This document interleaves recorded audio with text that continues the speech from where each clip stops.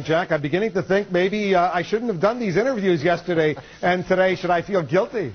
You know, I don't know, Wolf. If war breaks out between Pakistan and Afghanistan, you may have some guys coming by and knocking on your door asking for transcripts.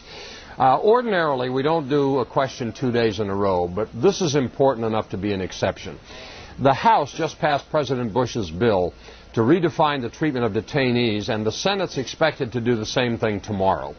Buried deep inside this legislation is a provision that will pardon President Bush and all the members of his administration of any possible crimes connected with the torture and mistreatment of detainees, dated all the way back to September 11, 2001.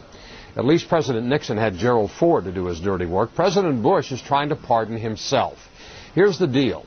Under the War Crimes Act, violations of the Geneva Conventions are felonies, in some cases punishable by death.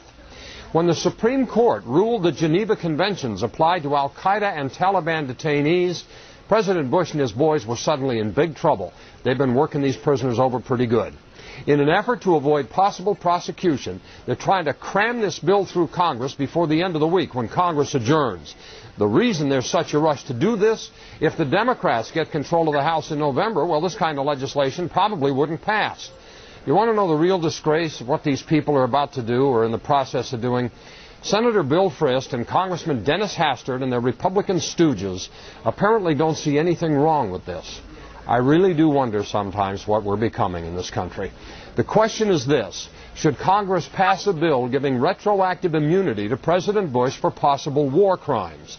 Email your thoughts to CaffertyFile at CNN.com or go to CNN.com/CaffertyFile.